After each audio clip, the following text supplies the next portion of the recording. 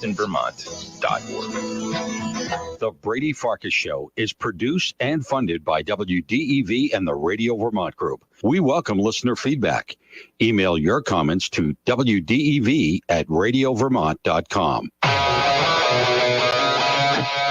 The energy. So the barber trims my beard all nice, like an artist. Now, I didn't tell him to do that. I wanted the beard gone. So then I went home and shaved it off completely after I was done. I felt horrible. The passion. Rafael Devers is the biggest contract in franchise history. He needs to be a leader for this Red Sox team. The opinions on all your favorite teams. Are the Patriots close to playoff contention? Yes. Are they close to Super Bowl contention? Hell no. This is the Brady Farkas Show on WDEV AM, FM, and WDEVradio.com.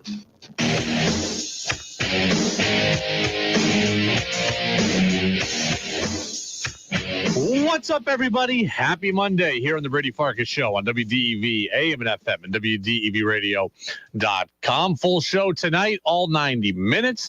Then it's Jazz with George Thomas on for 1 hour, but high school basketball comes on after that. 8 o'clock tonight, girls D2 semifinals at the Barry Auditorium. North Country and Harwood, Brent Curtis on the call. So we get the best of all worlds today. My show, full show.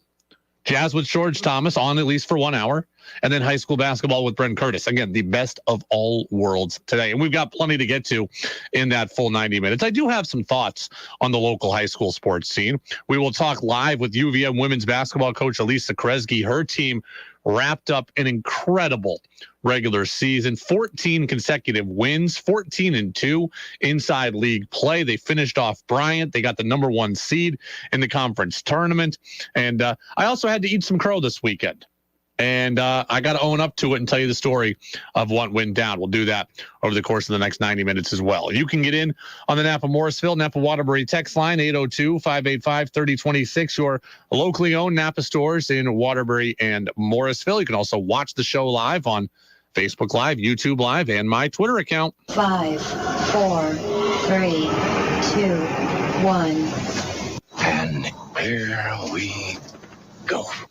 The opening thoughts on the Brady Farkas Show are brought to you by Sticks and Stuff and by Swanton Lumber, Vermont's most complete locally owned home center with locations in Enosburg, Derby, Middlesex, St. Albans, and at Swanton Lumber. They're online at sticksandstuff.com. All right, so we are 3 official games into the Red Sox spring training schedule, and we have already seen the best and worst of the Major League Baseball pitch clock. So the Sox played the Braves on Saturday, the Rays yesterday, and they finished off the Minnesota Twins today. That game was a little earlier. 3 games in, we've seen the full range of outcomes on the pitch clock. We've seen the quicker game. I've seen balks called that people don't understand why they're called balks. We've seen the heightened pace. I've heard a lot of people talk positively about the change. We've seen more activity. But we've also seen the worst case scenario for a game as well. Saturday afternoon. I know a lot of you are not following spring training action. Saturday afternoon, Red Sox Braves tied at 6-6. Bottom of the 9th inning. Braves are at bat. Bases loaded. 2 outs. 3-2 count. This happens. And now what? He's out. They have called strike 3. Wow! This is mayhem! Oh! Automatic strike 3 called with the bases loaded in a tie game in the bottom of the 9th. This is baseball in 2023. So the inning ends. The Braves' chance to win goes away, all because the batter wasn't ready to hit in the allotted time.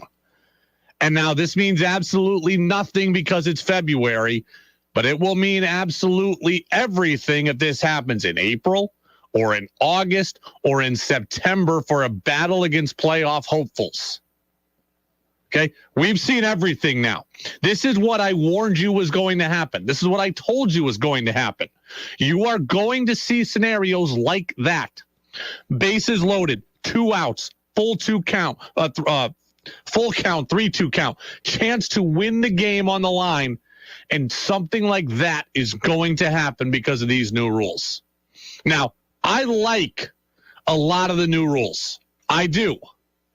But I don't want to see games end like that. Games end like that. I want to see games decided by baseball players doing baseball things. It's for that reason that I'm happy that Major League Baseball is coming down with the hammer in spring training.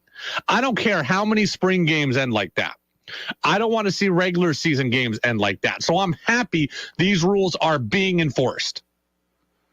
I don't want that to happen April 10th, March 31st. August 5th. And when your team misses the playoffs by a game and potentially has it be because of one of those calls, I don't want that. So get it all out now. I am liking a lot of these rules.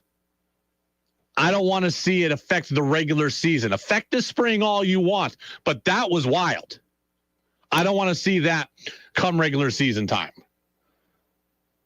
I mean, for a game to be decided on a pitch that wasn't even thrown, it's nuts.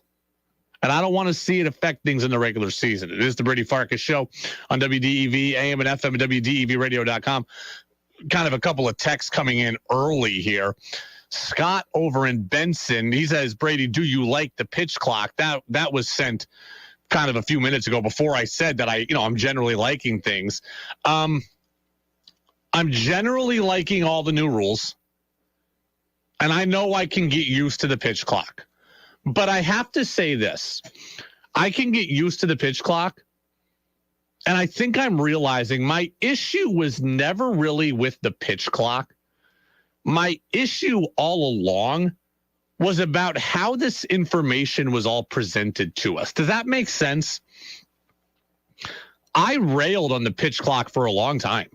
If you listen to me at my old place of business, I was very much against the pitch clock. And now a couple games into the spring, I'm telling you that I like it. Well, why?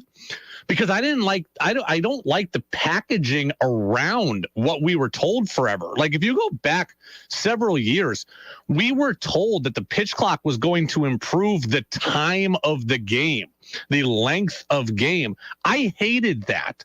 And I always pushed back on that. I really don't care how long the game is, as long as the game is good. Forever, we were told the game is too long. We need to make it shorter. I didn't buy that. My biggest battle was that the game needed more action. So when people said, oh, it's the time of game, it's the length of game, I said, it's the lack of action in the game that is the problem. Had the pitch clock been sold to us as a device to help the action in the game, I probably would have been all in on it from the beginning. And that is what I think it's actually doing. The pitch clock, I believe, is giving baseball the action that it needs, coupled with the other rules, but it's giving baseball the action that it needs, and that's why I'm okay with it. But it was never presented to us that way, which is the reason I was always against it. Everybody said, oh, the game's 3.5 hours. It's too long. It's too long. My attention span. I don't care about your attention span. That never bothered me. What bothered me was the lack of action in the game, the lack of offense, the too dominant of pitching, the time between balls being put in play because the pitching was so good. Now at least we're getting baseball players doing baseball things more often. It always should have been presented as a way to help the action in the game and to spur action. I'm now getting pitches thrown quickly, more swings taken early, chance for the ball to be put in play, athletic players doing athletic things, defenders making rangy plays, more of it. Offensive players now with more chances to get extra bases, doubles, triples, etc. More stolen bases. This is what we want to see as baseball fans. And this is what I think the pitch clock is now allowing for us. So, yeah, I like the pitch clock now in a way I never thought I would, but it also was never framed to us in that way. Again, I don't want to see the pitch clock decide games. So I hope that all of this happens here in the spring. I really hope all of this happens in the spring. And look, the feedback on the pitch clock has been largely good. It has been largely good. And it was interesting, though. Alex Cora had this to say earlier today, and it's a little long. I can't play all 90 seconds of it, but what Cora had to say about the rules were they were just interesting. Listen to this. It's been great. It's been great. I love it, to be honest with you.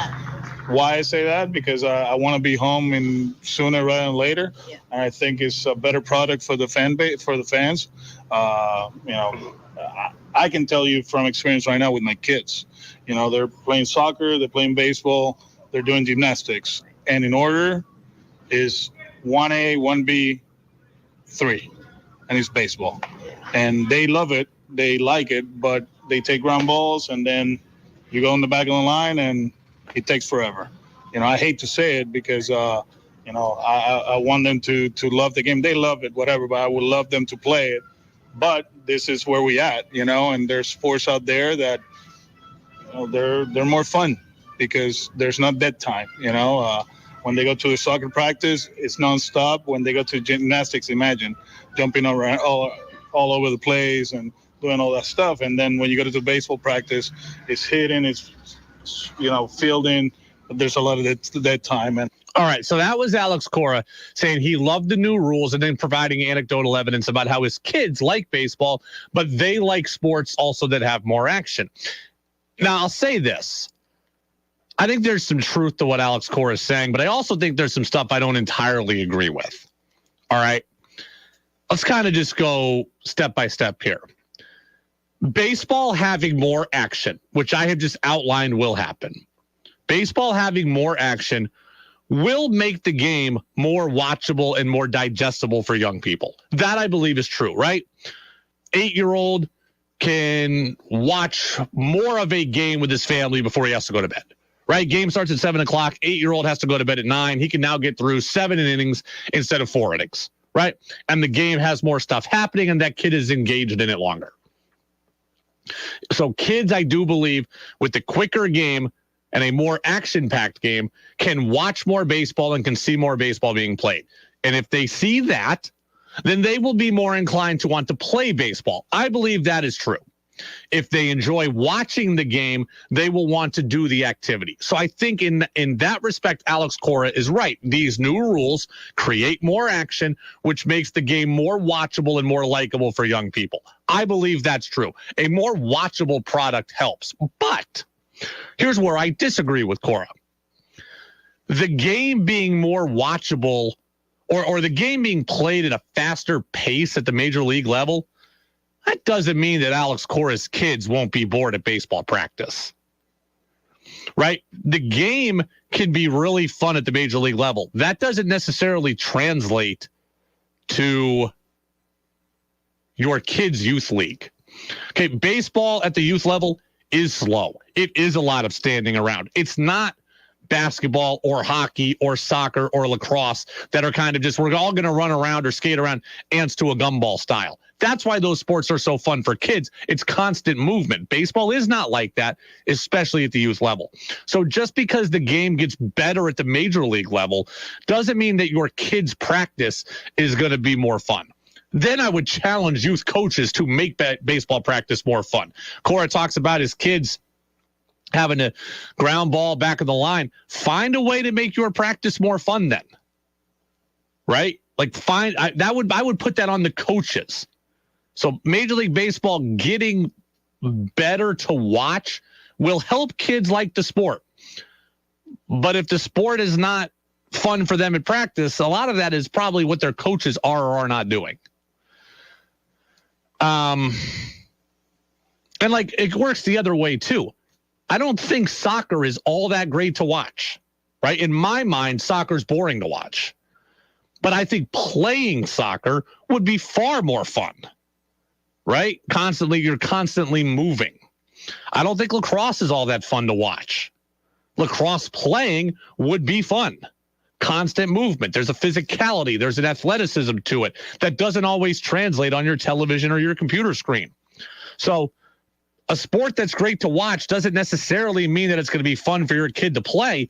And a sport that's not fun to watch might be really fun for your kid to play, like soccer or lacrosse. So I agree with what Cora's saying to a degree, but not always. I mean, really, to me, The big issue for baseball is the same issue that it's always had. It needs to become more marketable to kids. Right? When I was growing up in the 90s, baseball was cool. Why? Ken Griffey Jr. is one. Randy Johnson, who threw really hard and was really tall and was different and an outlier, that was one. Mark McGwire, who could hit the ball really far, that was one. Sammy Sosa, the Chicks Dig the Long Ball campaign. Baseball had really good marketability in the 90s. That's what baseball has lacked recently for a while now. So what baseball needs to do is take this new amount of action, right? The rule changes are at the core of this. Rule changes make the game have more action. With that action needs to come better marketing. That will help grow the game as well. Okay? More doubles, more triples, more guys stealing bases, more guys beating out infield hits, more guys doing athletic things, more diving plays, more good catches, more this, more that. That stuff needs to be digested and spit out by baseball and given to kids. That to me has always been the problem. Baseball doesn't market that well. Okay, Griffey made the game cool. Randy Johnson was a talking point. Barry Bonds was a talking point. The other thing about baseball that's, I think, become a problem, and hopefully this will all help alleviate, is that a lot of the baseball players have become the same. So it's harder to market guys when everybody can do that. Like when Randy Johnson was playing in the 90s, I don't remember too many guys like him that could strike everybody out and were pure filth. Randy Johnson stood out above the crowd. He was easy to market because he was different. Now, every pitcher is the same. They all throw 100. They all have great breaking stuff. They can all strike out everybody.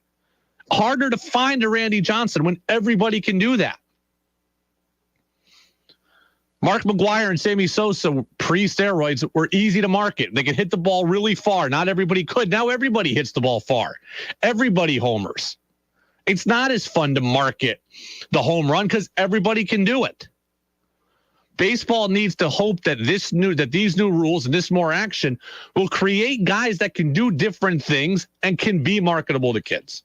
So I agree with Cora that the game being better to watch is a good way to get kid and youth interest, but it's not necessarily going to make your kids practice better.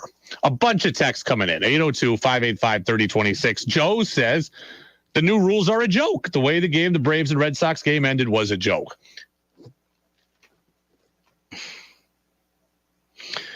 Joe, I think you need to fight your urge to be mad about this. Number one, it's a spring training game. You don't care about it, neither do I. Okay? You don't care about it, neither do I. So that's first and foremost. If the game ended like this in August, you would care about it. So would I. But then I would sit back and say, you've had 6 months to adjust, and that is now a you problem. Right? These rules will not be new by August. These rules will not be new by September. So I just think... I think ultimately the new rules are good. You have to get more action in the game. You have to get more action in the game. Ray says things are way different now in baseball. Yes, they are. Phil in Middlesex says, I'm watching the Red Sox game today, and I found that I enjoyed not seeing the shift. This is all part of the same thing. I agree with Phil. The rule changes that are happening this year are all part of the same initiative. Getting baseball more action. That's it. That's what this is all about. And that's what it always should have been about. Everybody who said anything about length of game, you lost me when you talked like that. If you talked about action in the game, you would have had me at hello. That's what these rules are now designed to do. And that is why I like them. I loved that baseball wasn't played on a clock. I did. But I also love when baseball gets played. And we haven't seen enough baseball being played for the last decade. Okay, we've lost the stolen base. We've lost the bunt. We've lost hitting for contact. Everything has become, computer generated outcome oriented, and a homer, a walk, or a strikeout. And that's not as fun to watch. Even me, who loves the sport more than anybody, I found it harder to watch. I found myself getting more bored during baseball games, even involving the Mariners, who I love, or the Red Sox, who I cover and really like. The pitch clock gets more urgency, gets more action. The lack of shifting gets more balls in play. I saw a ball hit today. I think it was by Max Kepler of the Twins against the Red Sox. That was a hard hit ball, a single to right. And you know what? It was a single to right instead of a second baseman playing in short right field there to catch it. Balls that were hit for 100 years should be hits. And they're hits again. And that makes me happy.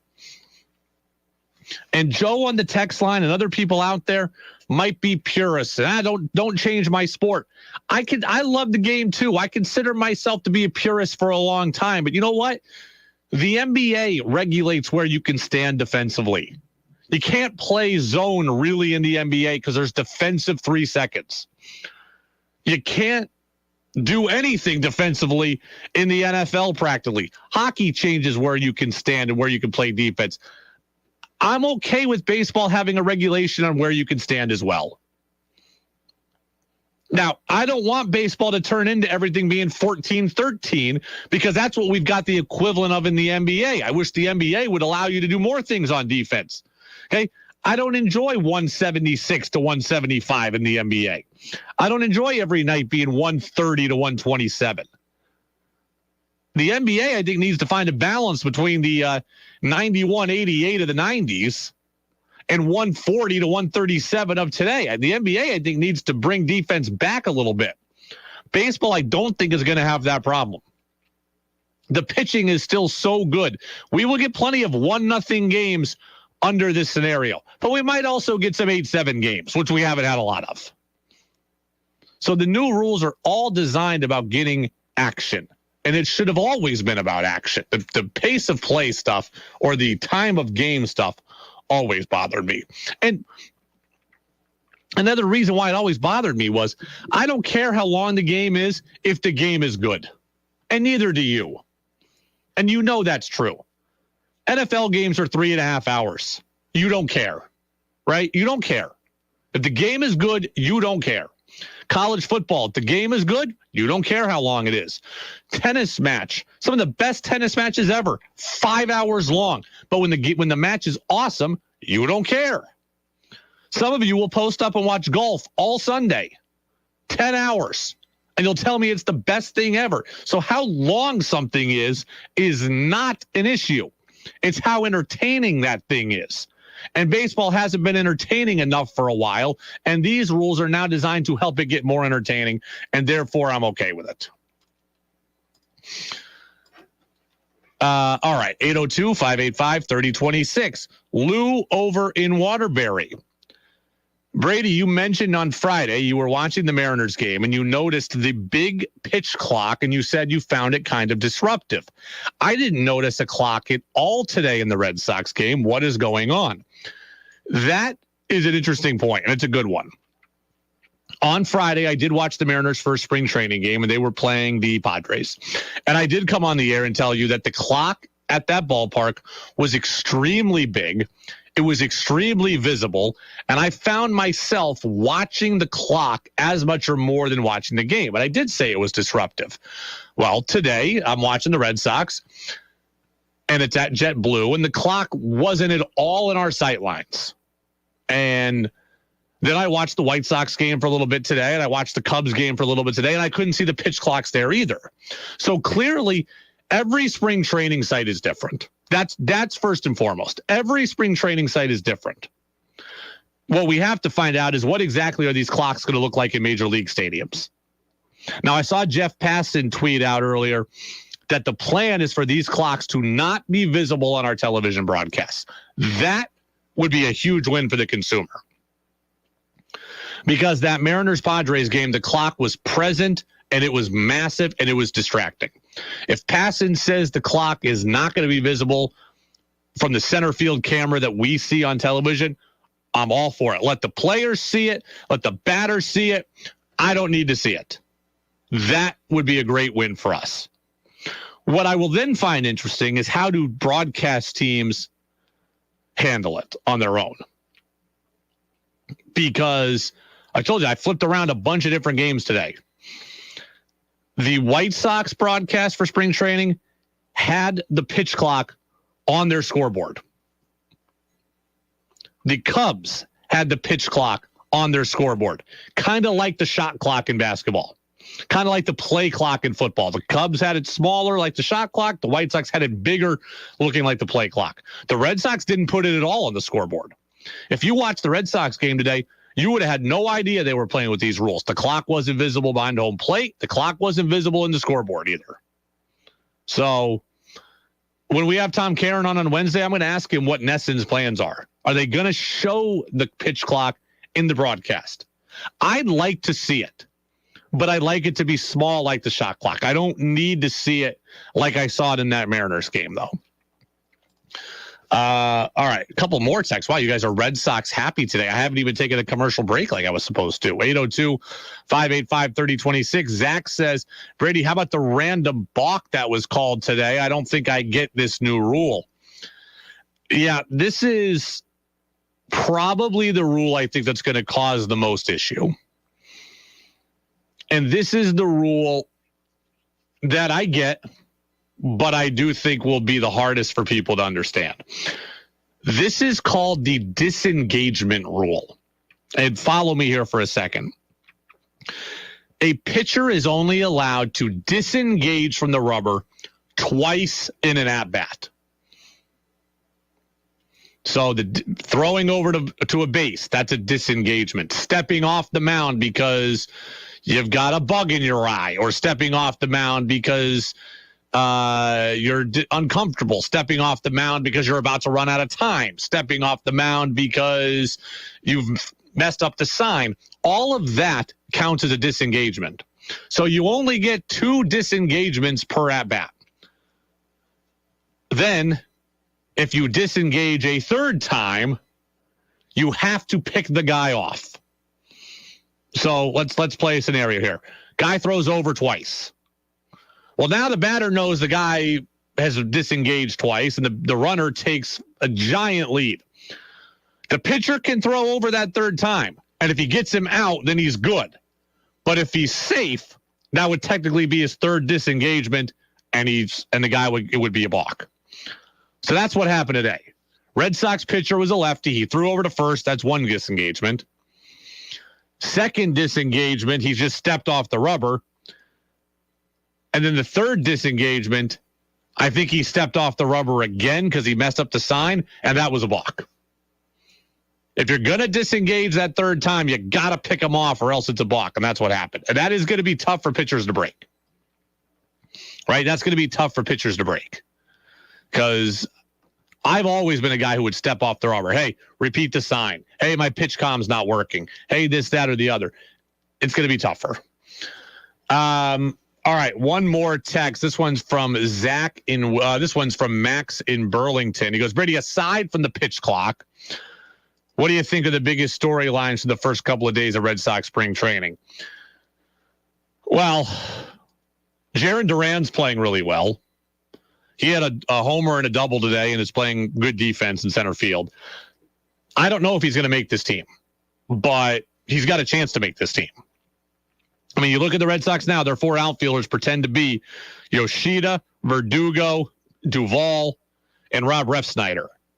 Can Duran get into that club? I don't know, but he's playing very well early, and then he's going to go to the World Baseball Classic, and we'll see what happens to his stock. 2, Garrett Whitlock is hurt. He's still coming off that hip surgery. He's not ready to pitch in games yet, and he might not be ready for opening day. So we talk about a 6-man rotation. Well, injuries are going to solve that right away. Whitlock might not be ready for the opener. And then finally, where Yoshida hits in the order. It looks like he very well might be a cleanup hitter. He's hit cleanup, I believe, in 2 of the 3 actual spring training games the Red Sox have had. We were told he was going to be a leadoff hitter, or we thought he was going to be a leadoff hitter, but now he might be a middle of the order bat. So that's an interesting development as well. It is the Brady Farkas Show on WDEV, AM and FM, and WDEVradio.com. CBS News update. And then I'll tell you, This business forces you to have opinions. It also forces you to be accountable. I got to eat some crow from over the weekend. That's next on DEV. 96.1 WDEV FM Warren, 96.5 W243 AT Barrie, 98.3 W252 CU Montpelier, AM 550 WDEV Waterbury. This is CBS News on the Hour, sponsored by Steel. I'm Monica Ricks in New York. More snow and tornadoes are a big concern tonight as the plains and Northeast get pummeled by another massive winter storm. It's the same system that caused widespread damage in Kansas, Texas, and Oklahoma. KWTV's Addie Crawford is in Norman. This red car upside down with its tires in the air and its hood resting on another car. The house to the right has its roof absolutely torn off with exposed wood and bricks all over the ground. You can see insulation from the house as well. Meantime, California is recovering from rare snow. KCBS reporter Rick Montanez is near L.A. You can see visibility is very, very low. There's a lot of fog, some blowing snow, and it's very difficult to see some of these vehicles even just making their way through here. Some parts of the state got about 5 feet of snow this weekend. Jurors in Alec Murdaugh's double murder trial in South Carolina are about to go on a field trip soon to the scene of the crime. The judge's ruling came after a request from Alec Murdaugh's lawyer. We believe it would be useful for the jury to visit Moselle, both the area in the kennels and the house. Moselle is the family property where Murdaugh's wife and son were fatally shot in June of 2021. The disgraced and disbarred attorney testified he did not kill them. Jim Krasula, CBS News. About 30 million Americans could lose critical food benefits from the government this week as SNAP benefits get slashed. Ellen Vollingers with the Food Research and Action Center. It's going to fall on the hungry people themselves, the SNAP participants who are operating on relatively meager benefits anyway. And when this change happens, the average amount that the SNAP participant gets per day will be about $6. The elderly could be hit the hardest. Put down that fake sugar. It's what a lot of us use to make that coffee sweet, artificial sweetener. But Dr. Stanley Hazen of the Cleveland Clinic says some of them have an ingredient you should try to avoid. Erythritol, when provided, was actually enhancing clot formation. And he says it's leading to heart attack, stroke, and death, even among those with no known heart disease. If you go natural and you buy things at the produce section and do whole foods, I think that is really the message that I recommend. CBS's Matt Piper says it's a problem now because it's used too much. Despite new reports this weekend, the White House says we still don't know how COVID started. There is not a consensus right now in the U.S. government about exactly how COVID started. That's National Security spokesman John Kirby. His comments come after the Department of Energy said it believes COVID was caused by a lab leak in China. This is CBS News. Find tools for the job site or your own backyard at over 10,000 authorized local steel dealers. Find yours at steelusa.com, STIHLUSA.com. Discover credit cards automatically double all the cash back you earn at the end of your first year, which means, wait, hold up. Question for the audio engineer. Go ahead. Did I read that right? Discover automatically doubles all your cash back? Yeah, that's what the script says. So if I get a Discover card right now, I can earn twice the cash back. Apparently. Wait! Unlimited first-year cash back match. Only from Discover. See terms and learn more at discover.com/match.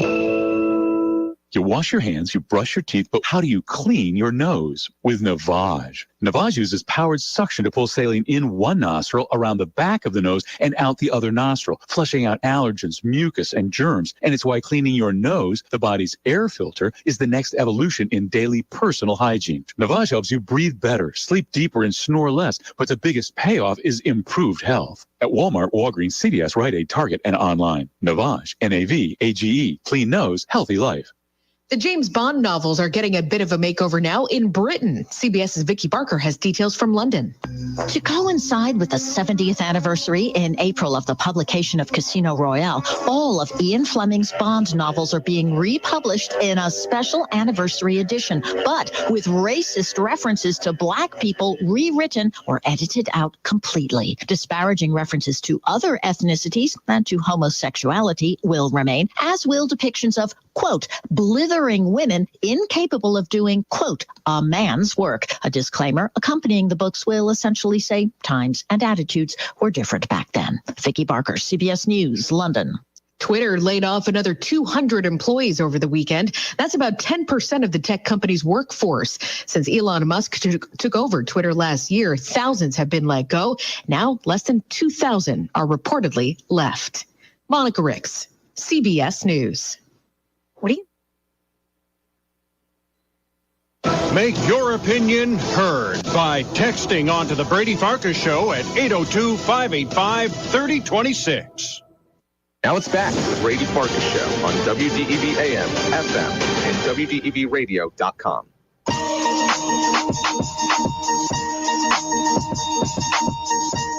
Welcome back in. Brady Farkas Show right here on WDEV, AM and FM, and WDEVradio.com. Remember, Jazz with George Thomas comes up at 7 o'clock, and then at 8 o'clock, it's high school basketball tonight. Girls Division 2 semifinal. It's at the Berry Auditorium. North Country, the number 1 seed. Harwood, the number 4.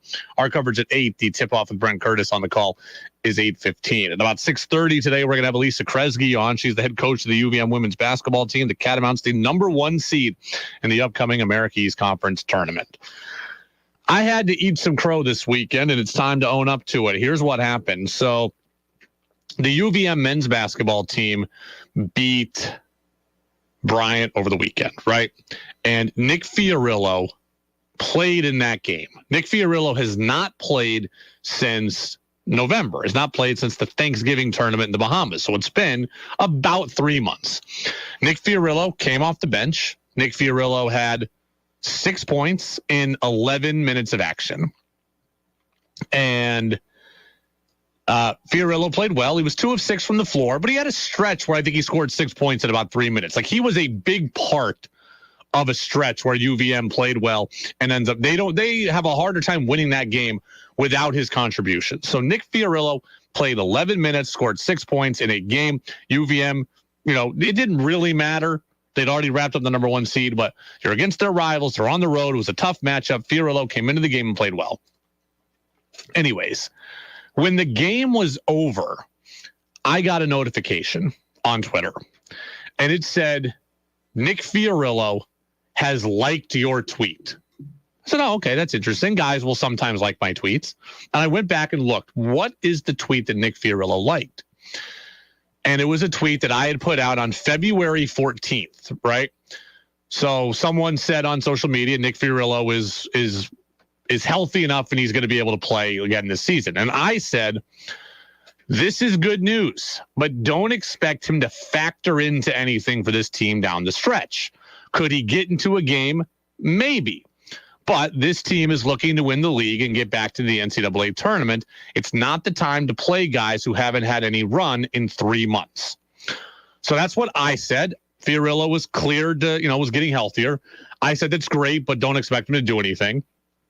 Nick Fiorillo, after he played well, went out, found that tweet, liked it as probably a motivation for him. I motivated him, or he wanted to stick it to me. And I don't mean in a bad way, but in a way like, hey, I saw what you said.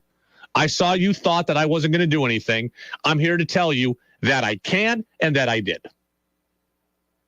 I'm here to eat some crow today. Nick Fiorillo, he won that one. And I'm glad he did, right? Like, this is not one of those ones where I'm looking at it as confrontational or adversarial. I am glad that Nick Fiorillo proved me wrong. I want this team to win the league. I want this team to get to the NCAA tournament, and as many useful pieces as they can find, I want them to have. It's that simple. I want UVM to win. I am a UVM fan. And the more good players they have that can contribute, the better. So I said Nick Fiorillo probably wouldn't contribute. He did. And he noticed that I said that, and he had a right to stick it back to me a little bit. That's the way this works. Okay? This business, my business, requires you to have opinions. It requires you to stand on your opinions. But it also requires you to be accountable. This is not just a free-for-all where I get to say whatever I want and be unchecked about it. If Nick Fiorillo sees my tweet that says he's not going to do anything and he goes out and does something, he deserves to let me know about it. That's how this works. And I'm more than okay with that. I had an opinion. I didn't think Nick Fiorillo was going to play much into the end of this season. Well, he played 11 minutes. He had 6 points. He had 6 crucial points against Bryant. He deserves to have a little ha-ha moment about it. Now, as for the rest of the season, I will be interested to see how Nick Fiorillo gets used, but I certainly think he can play a role, and I didn't think he was going to. So I will have to admit there that I was wrong. John Becker showed me he had faith in Nick Fiorillo to put him in there despite 3 months off. Nick Fiorillo is good enough to step on the court after 3 months and contribute. Does Nick Fiorillo come out in the America East Championship game and score 30? Probably not. Does he play enough minutes to score 30? Probably not. But can he be a part of this thing? Yes, he can. Right? The game tomorrow against UAlbany is completely meaningless. UAlbany is either the last team in the conference or they're at 9th, I think, right now, but they're battling for maybe the 8th seed in the tournament. UVM's already clinched the 1. They've already clinched home court advantage. So the game means absolutely nothing. Nick Fiorillo can play a lot tomorrow. And that can do a couple of different things. One, it can get him going to prove that he can play more in the conference tournament. Or it can just be a way to get guys more rest that have played a lot of minutes this season, both of which would be serving the cause. If Nick Fiorillo plays 18 minutes tomorrow so Finn Sullivan doesn't have to, that's a win for UVM. If Nick Fiorillo plays 18 minutes tomorrow for Nick Fiorillo and scores 14, that's a win for UVM. When the conference tournament comes around, I am for UVM having as many useful parts as they can. And if Nick Fiorillo can be one of them, which I think he's proven that he can, I'm all for it. And if he plays for 7 minutes in a conference tournament game and gives somebody a blow and scores 4 points, that's a contribution. If Nick Fiorillo plays 27 minutes and scores 20 points, that's a contribution. I don't know what his level of involvement will be in the conference tournament, but he has shown me that he can have one when I tweeted that he couldn't. So, look, that is how this business works. This business forces you to have strong opinions, and it forces you to come up with predictions and to say things and to read the room. And from what I was thinking at the time, UVM's trying to win the league. You can't be messing around with guys that haven't played in forever. Nick Fiorillo, to his credit, showed me that they can and that he can be a part of this thing. He'll be a part of it tomorrow. Beyond that, I don't know, but he just may factor in here in a way that I didn't think he could. And yeah, he likes the tweet, lets me know that he saw it. That's, as far as I'm concerned, all in good fun. And he deserves it because he won that battle. And I'm glad he did because I'm rooting for the Catamounts. When you bring back a starting caliber player into your lineup that can help, I'm all for it. Now I look at the UVM and I say they've got really 9 guys they can go to in the conference tournament. I want them to win this thing. They've got their 5 starters, and then they've got Aaron Deloney, who is probably going to be 6th man of the year in the conference again, Fiorillo, Iliri Iofalia, and TJ Hurley. They've now got 9 players that can see the court in a tournament scenario. I'm all for it.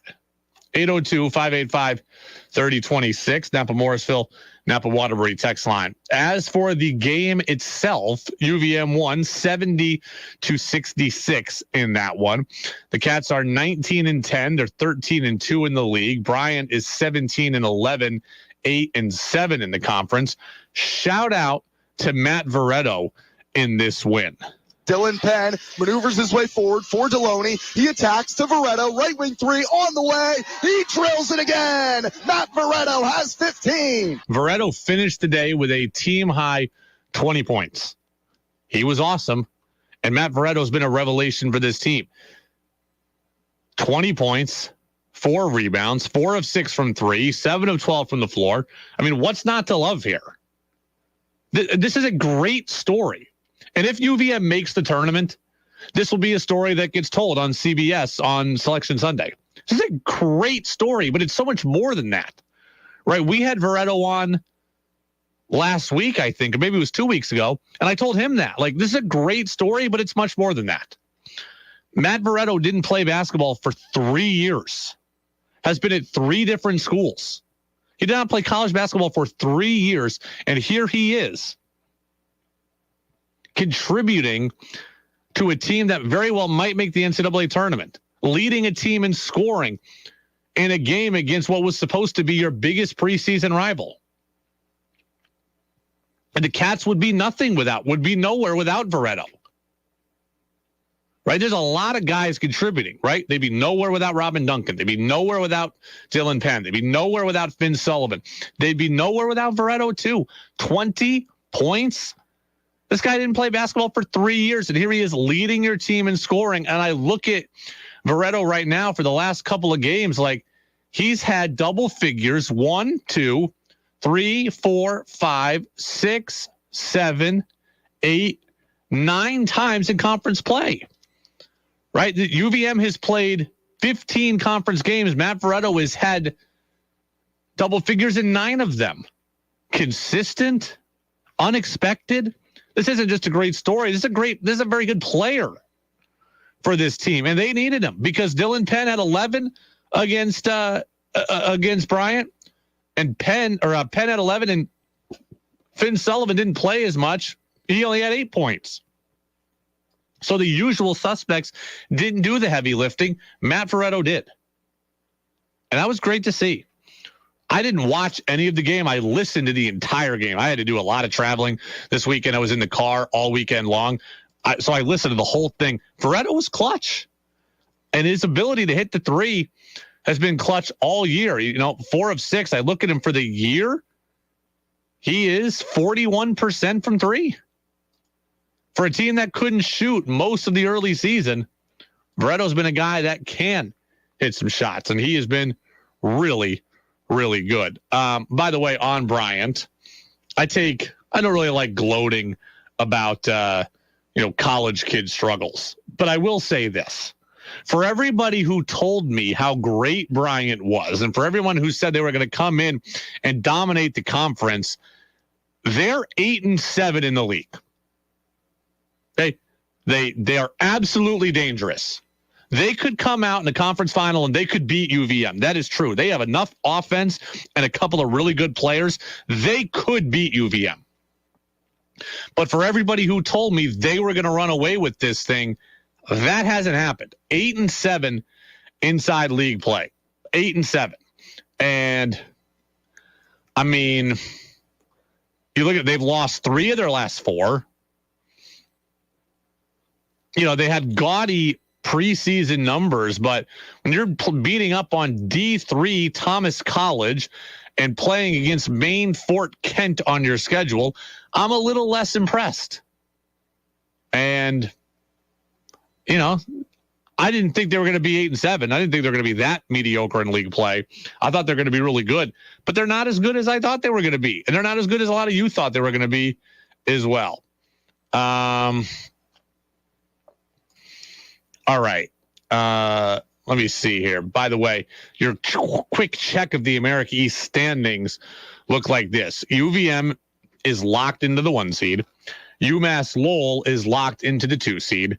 Bryant, New Hampshire, and Binghamton are all tied at 8-7, battling it out for the 3 seed. I don't know how all this goes when it comes to the tiebreakers, but I want to see Bryant get the 3 seed. I want to see Bryant get the 3 seed because I don't want to see them until the conference final. Like in a perfect world, UVM would play the 4 seed in the semifinals. That's who I'd want to see, New Hampshire or Binghamton. I don't want to see Bryant because they do have the ability to be dangerous. Might not be as good as we thought, but they could still win a game on any given day with their offense.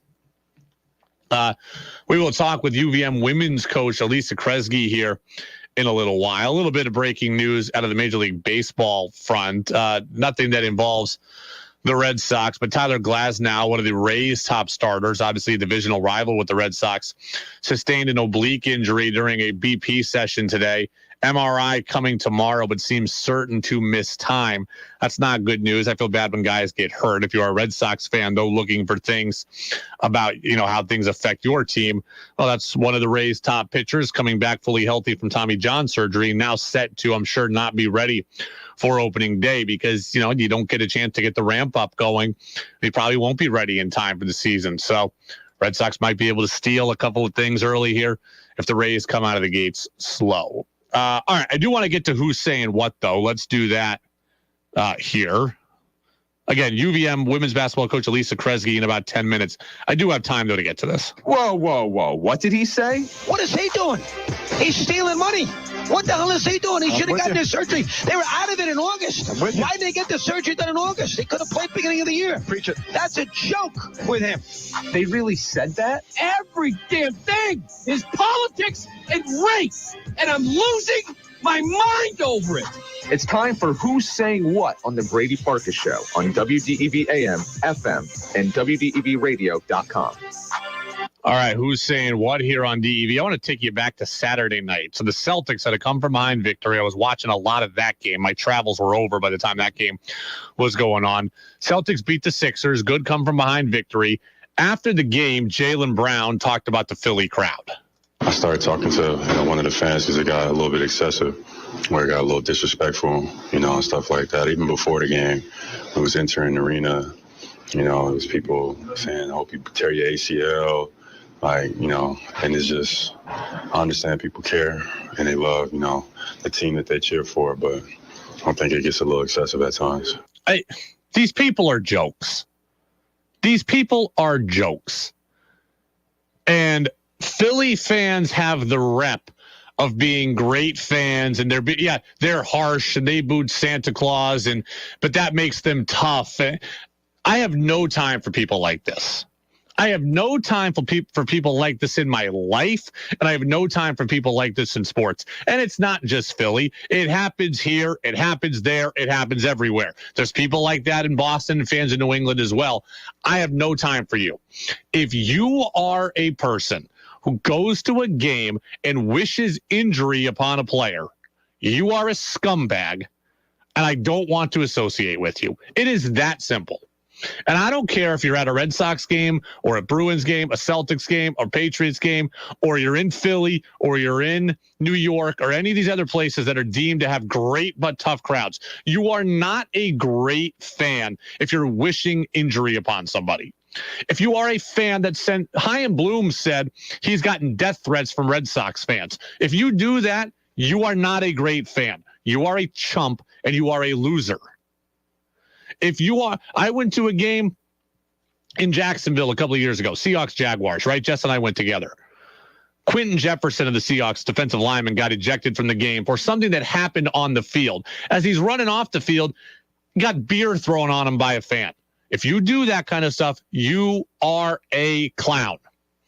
And you do not belong in our sporting events. Again, Philly gets this badge, like they wear this like, hey, we're all scumbags, but it's Philly. It's tough to play. You're not, it's not a badge. You're just a chump. And I want nothing to do with you. And I want nothing to do with you in life. If you are a person that wishes bad upon people you've never met for no reason, then I want nothing to do with you. Absolutely nothing to do with you. I mean, Jaylen Brown deserves better than that. Everybody in the NBA deserves better than that. I am all for taunting as a fan. I'm all for waving your arms when somebody's at the free throw line. I'm all for you saying, hey, Jaylen, you couldn't hit the broadside of a barn. Or, hey, Jaylen, what about game 6 in the finals? Or, hey, Jaylen, nice choke job against the Warriors. I'm fine with all of that. But when you become personal about somebody's family or somebody's health, you're an idiot. And frankly, I would have you banned from the stadium for life if I ever heard you talking like that. That's what I would. I do not want to be around these people.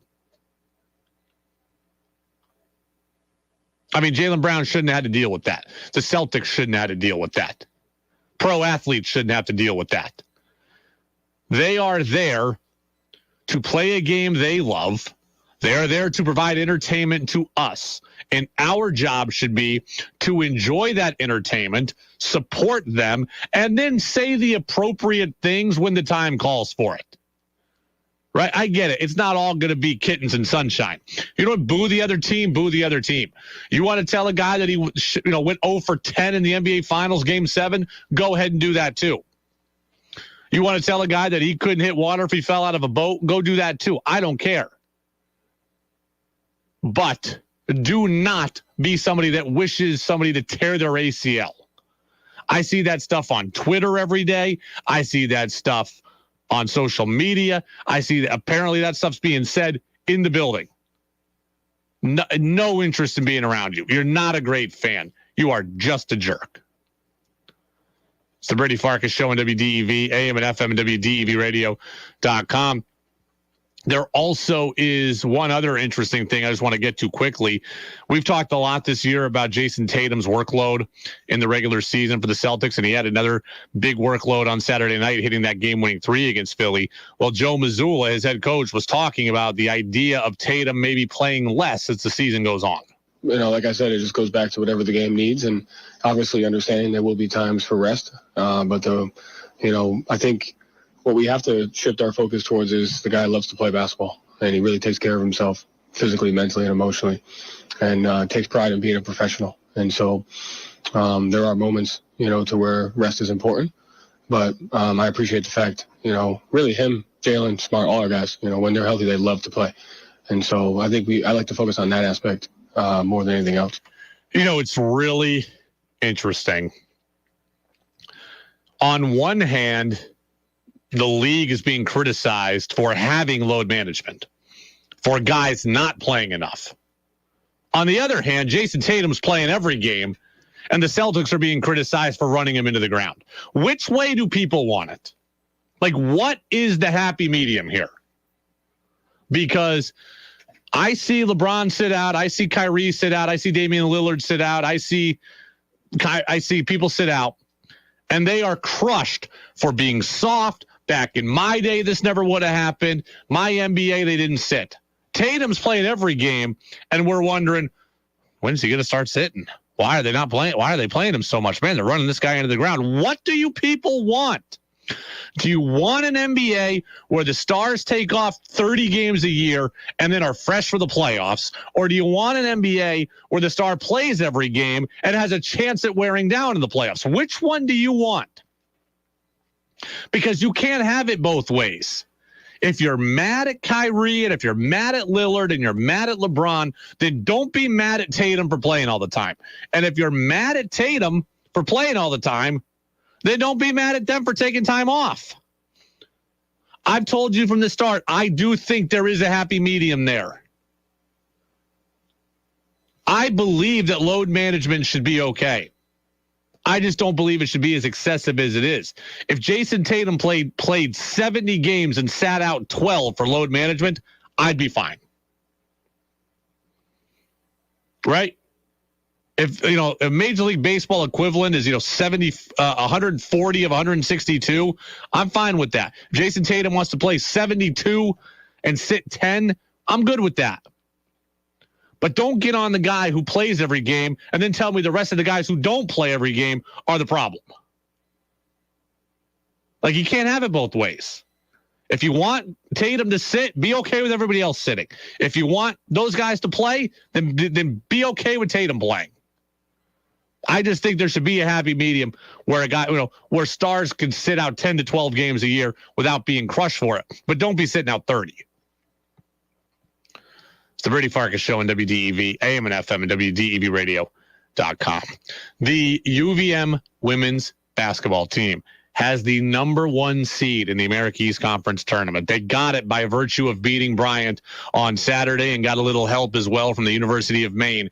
Their head coach, Alisa Kresge, is going to be with us next as we start to get ready for the conference tournament and a chance for the Cats maybe to get to the big dance. We'll do it next on DEV. We're extending the push it, pull it, or tow it sale here at Lamoille Valley Chevy. Tell them, bro. Folks, after a really strong January here at Lamoille Valley Chevy, we have decided to extend our push it, pull it, or tow it sale into February. Being one of the highest volume Chevy dealers in Vermont means we have a ton of new trucks in stock, but it also means we get a lot of very nice trade-in. Right now, our 7-acre lot is loaded with a ton of one-owner, low-mileage, late-model cars, trucks, and SUVs, and I have instructed my entire team to do whatever it takes to make deals. Right now, you can push push it, pull it, or tow any single trade from Memorial Valley Chevy and get a $1,000 minimum trade allowance toward any new truck or SUV on our lot. Or triple your savings and get a $3,000 minimum trade allowance towards any pre-owned vehicle in stock. Many of these Memorial Valley Chevy pre-owned cars, trucks, and SUVs are certified pre-owned and come with a better than new 100,000-mile warranty on top of a guaranteed minimum trade allowance of $3,000. So get to the push it, pull it, or tow it sale happening now at Memorial Valley Chevy, just past Stowe and Morrisville in the beautiful town of High Park, Vermont. And remember, at Memorial Valley Chevy, we know price matters. Hey, everybody, I'm Lee Cattell. Have your lunch with Brady Farkas and me weekdays on the Midday News Service. The latest local news, Brady's Sports Report, Roger Hill updates from the Forecast Center, plus business, interviews, and breaking news as it happens. The Midday News Service, weekdays during the noon hour on Vermont's news and sports leader, WDEV FM and AM. Streamed at WDEVradio.com. That time of year has arrived, the time when big sales on winter gear start. Hey, this is Caleb at Waterbury Sports. It's been a few years, but big President's Week sales are back on once again. Winter gear is on sale 20 to 30% off. Whether you're looking for new downhill, alpine touring, or cross-country skis, they're all on sale. Snowboards, boots, and bindings? Yep, those too. Snowshoes, traction, and hockey skates? You know it. Outerwear, helmets, goggles, and accessories? All of the above. So come grab a deal on the remaining gear at Waterbury Sports, downtown Waterbury, Vermont. New England Municipal Resource Center, NEMRIC, supporting one-of-a-kind local businesses like WDEV to preserve the distinct character of Vermont. Hi, I'm Bob Lake, CEO of Green Mountain Credit Union. We're proudly member-owned, which means what you deposit, we invest in your neighbors, friends, family, and small businesses that are essential to our community. And all interest and deposits made go right back to our members. Continuing our philosophy of people helping people, Green Mountain Credit Union's old school lending with 21st century technology. I invite you to stop by one of our locations in South Burlington, Rutland, or Berlin, or find us at greenmountaincu.com. Local businesses advertise with WDEV because they get results. I've been advertising on WDEV for a number of years now. It's been a really great spot for me to get my name out. We're an excellent partner for our advertising dollars. We jumped at the opportunity and we're so pleased we did. We have experienced incredible results. Interested in advertising on WDEV? Contact us at WDEV@radiovermont.com. Want Brady to hear your opinion on the sports stories of the day? Text in at 802-585-3026. Now it's back to the Brady Farkas Show on WDEV AM, FM, and WDEVradio.com.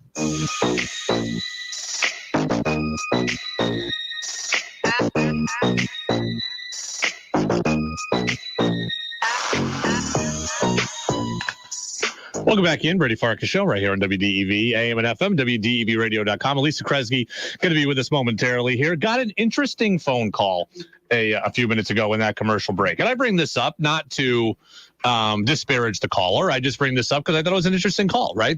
That break was 3.5 minutes long. That caller and I talked conversationally throughout the entire time. And he said, Brady, I like your show. And thank you very much. I appreciate that. But he said, Brady, I think sometimes you're too negative. And he said, Brady, I think sometimes you talk about yourself too much.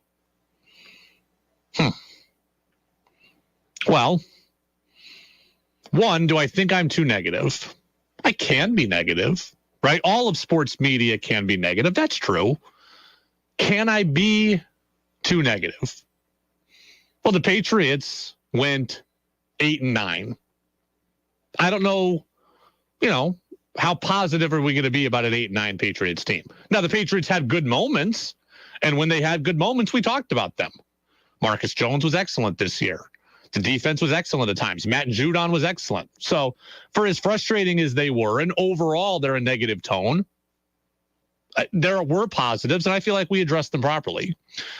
The Red Sox finished in last place last year, and they didn't do enough this offseason to make me seem like they're going to be in first place this year. I do think the Red Sox will be better if they stay healthy than we think they will. Now, I don't know if they'll stay healthy. They have massive injury concerns. But if they stay healthy, they will be better than we think. And I think I have said that as well. Celtics are, they are awesome right now, and I think we have done that appropriately. And then as far as the Bruins go, I don't talk a lot of hockey. Obviously, they're excellent. There's really nothing negative to say about them. And certainly not from me, who isn't as in bed with that sport. UVM men and women's basketball, I just think I tell the truth on. Right? UVM women have been great. They've been a revelation. They've been a surprise, and they're 14-2, and we're about to have their head coach on. I think that's positive. UVM men, they started out the season 2-7. So when they were 2-7, I was telling you the truth. And now that they're 19-10, I also think I'm telling you the truth, that you should be excited about what they're doing. And it's been a good turnaround. And the caller said that I talk about myself a lot. And I probably do. But I just want people to know this. One, all I can do, I'm not a mind reader, right? All I can do is tell you what I am thinking. And all I can do is tell you my own personal experiences that have shaped the way that I think. So if I tell you about dealing with a player or dealing with an athlete, I can tell you, look, I've been an athlete. I can tell you that I've been a coach. I can tell you I've been a recruiter. So I have done a lot of these things. Doesn't mean I did them for incredibly long periods of time. No. Doesn't mean that I did them better than anybody else. Also, no. But I've had the experiences. In the same way that if I needed something done in my house, I would be going and talking to the plumber, or I would be going and talking to this person or that person. We talk about politics, right? I've never been a senator, but if I want to know things, I'm going to go and talk to the guy who has been a senator. All I can do is give you my opinion based on my own experiences, and that will give you the context to why I think what I think. This business is about predictions and opinion and analysis and conversation. And I'm going to say things that generate conversation, some of which you will agree with, some of which you won't. So, and then you'll text in and tell me when you don't agree, and we'll have fun with that. And at the end of the day, this is supposed to be fun. It's not supposed to be about malice. It's not supposed to be, it can be argumentative, but it's generally argumentative in a good-natured way. The texter said I was too negative for Vermont. I think to be honest with you, this is what I think. I think I'm giving something that Vermont has needed for a long time. And whether I was doing it or somebody else was doing it, I think Vermont deserves a show like this. I'm not vain enough to think I'm the only one that can do this, right? Oh, there's a lot of people, I'm sure, that could host a show in some version like this. But I think Vermont deserves to have a seat at the table. Okay, I am tired of Vermont being thought of as Boston's table scraps.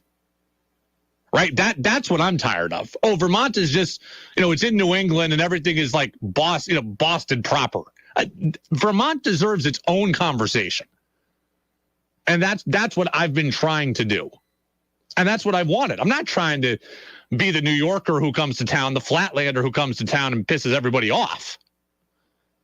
I'm trying to give Vermont a seat at the table because I think Vermont deserves it. This is a great sports state. And you deserve to have the same conversation about UVM men's basketball that they're having in Raleigh about Duke basketball. And you deserve to talk about the Patriots here in the same way they're talking about them in Boston. And by the way, I can tell you from experience, I'm a hell of a lot more positive about the Patriots than they are in Boston. Trust me on that one.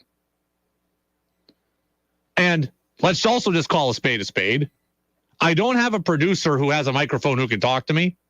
And I don't have the ability to take phone calls because of that. And I don't have a co-host. So when I talk about me, I'm the only one in here who can talk. So you're going to hear a lot of my opinion. If we had somebody else in here, you'd hear their opinion too. So just that, the call was a good call. And I've always said this. If somebody takes the time to email me or call me, positively or negatively, that means they care. Radio needs more listeners like that. Okay, I got an email last week from a guy who said something to me.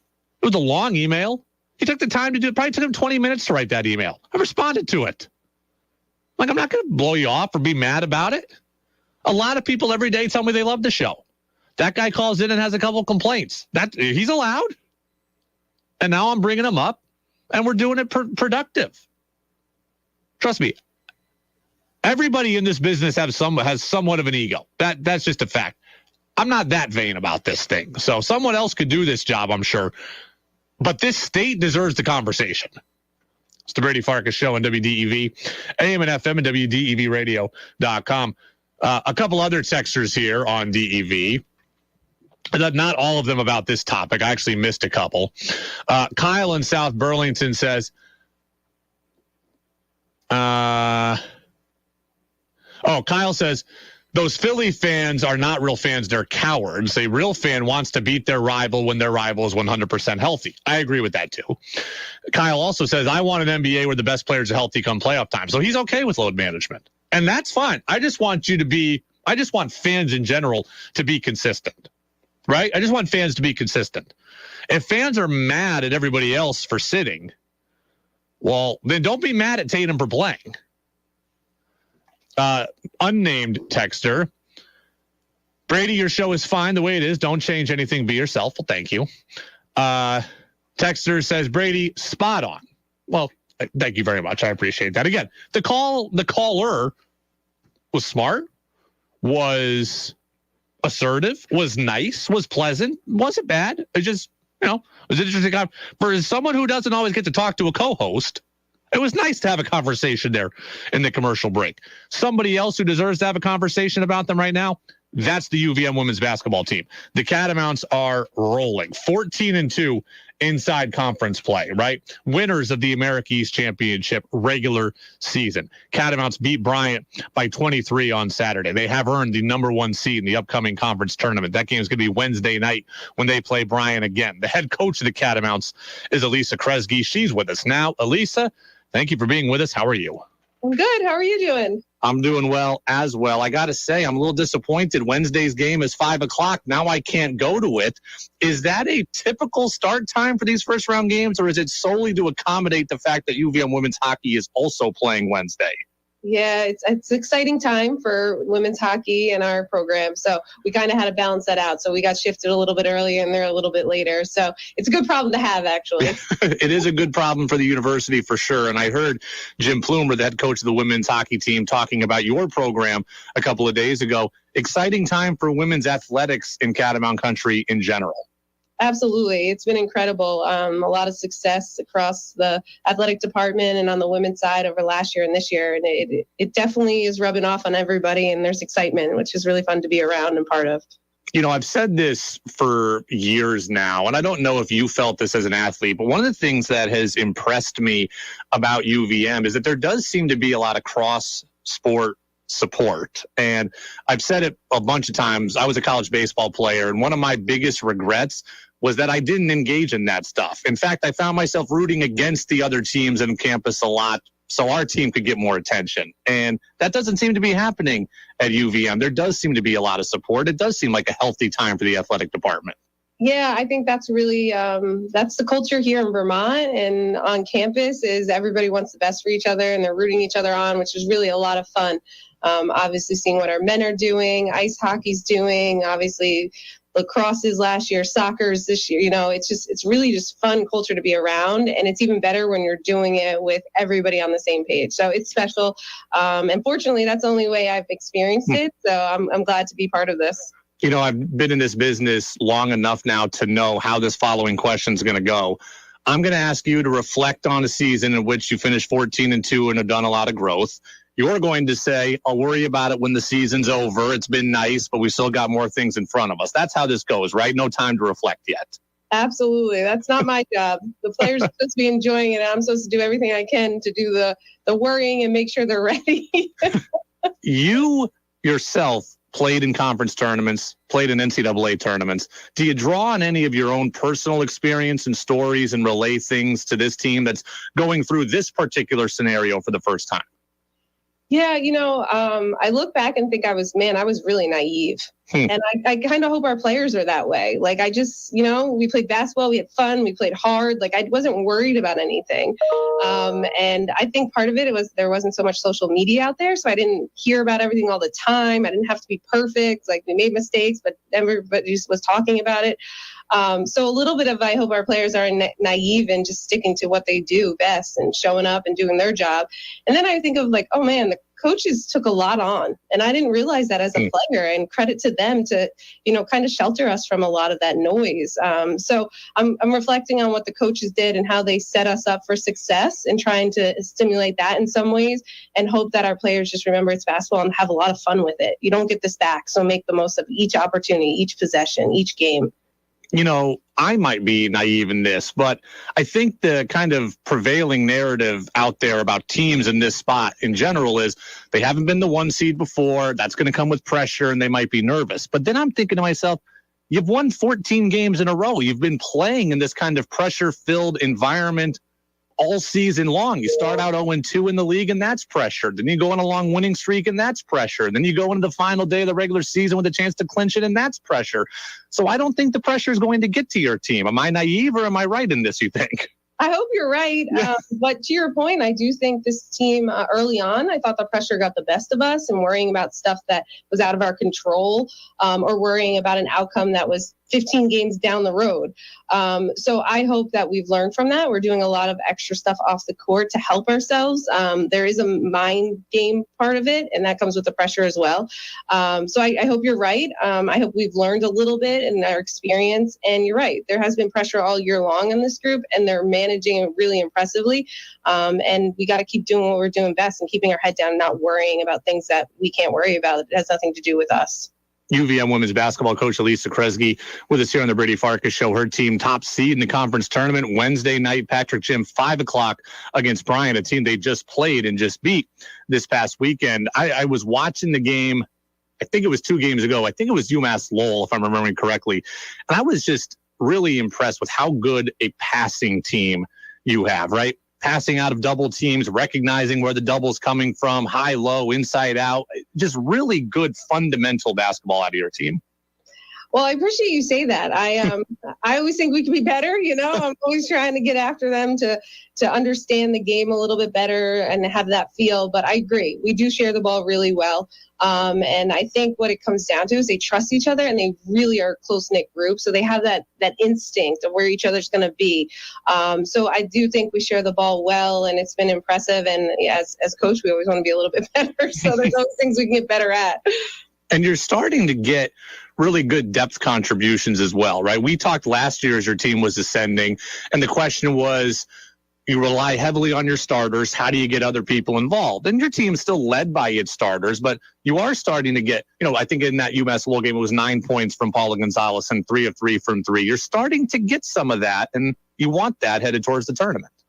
Yeah, I do think we've had some really good sparks off the bench this year, players that I think come in and, the pace doesn't change, the offense, the defensive mindset doesn't change.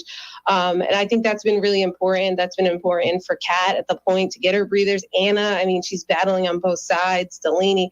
And I think they're able to be their best when they have some of those real breaks. And players that we trust to come in and continue to help us elevate the game. And to your point, Paula coming off the bench, Maria coming off the bench, Ari, Carla, those 4 have been incredible for us and helping us get even better than where we were last year. I can't speak to what the other universities' support is like for women's basketball, but I can tell you that I worked at UAlbany for 3 years, and I did radio in Albany for the first 3 years of my career. And women's basketball at Albany is a big deal. So how important is it to have the number 1 seed, have the regular season title, and have your conference tournament be able to run through Patrick Gym, as opposed to having to do it on the road, where there are some pretty good fan bases out there? Yeah, there's nothing better than playing at home in Catamount Country and Patrick with our fans. There's nothing better. They've been incredible. The atmosphere was awesome the other night. We're going to need that because you mentioned it. There will be nerves. That's natural. That means you care and, you're passionate. And we need them to help us get through some probably tough possessions, tough quarters. So we're excited that we get to play at home. we had Emma Utterback on 3 weeks ago or so, and she mentioned what a big Indiana basketball fan she was growing up, and that was a great honor for her to play there this year in your guys' opening game. So what's the bigger emotion today? Is Emma happier that you're the 1 seed or upset that they lost at the buzzer yesterday against Iowa?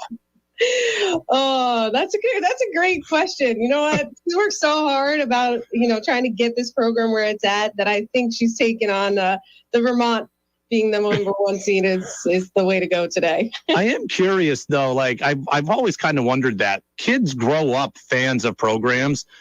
Do they stay fans of programs even when they're in college? Like I know yes, she wants to beat Indiana if they were going to play them, but like, do you still rock Indiana clothing when you're in college? I don't know. How does that work? You know what? I think that Indiana pride is pretty strong. So I do think they rock Indiana outside of Vermont. But we played them this year, and man, did Emma take that game personally.